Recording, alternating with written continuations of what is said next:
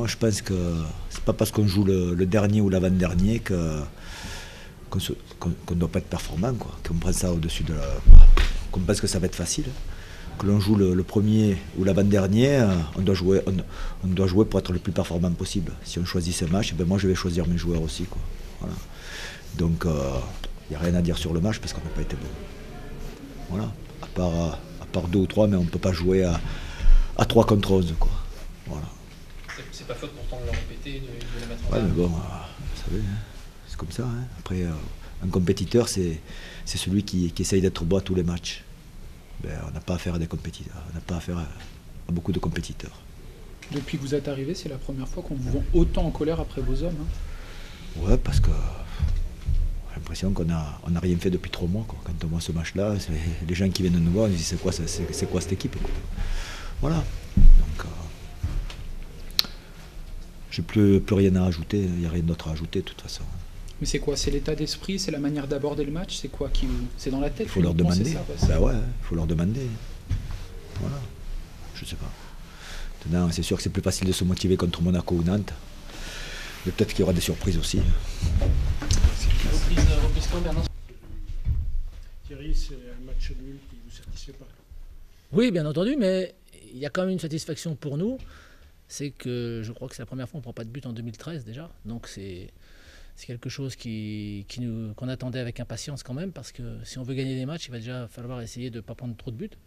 Donc ça, c'est une première étape. Je l'attendais depuis 6 matchs. Donc voilà, le pas est franchi. Malheureusement, j'aurais aimé qu'on arrive à conclure une de nos occasions, parce qu'on a eu quand même pas mal.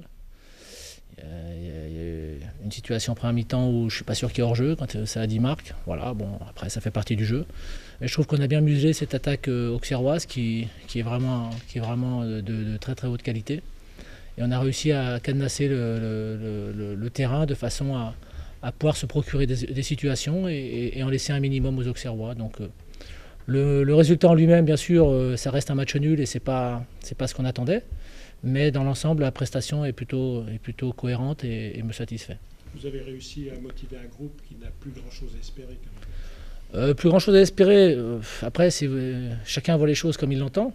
Nous, on sait que ce sera quasiment impossible aujourd'hui de finir dans les 17 premiers. Mais on sait aussi qu'il y a quand même pas mal de choses qui se passent à côté. Donc, sans espérer beaucoup de ce côté-là, mais il y a toujours...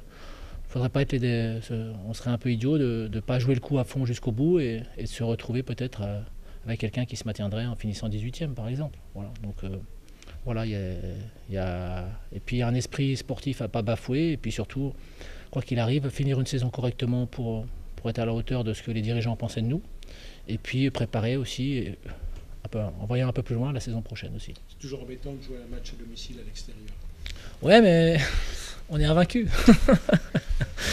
On n'a pas perdu contre Châteauroux à Créteil, on n'a pas perdu contre Auxerre en Bourgogne. Oui, donc ça nous va. Non, je prends ça à la rigolade, mais il est évident qu'on préférait jouer chez nous face à nos supporters, voilà, qui nous pousseraient. Mais bon, voilà, on assume ce qui s'est passé.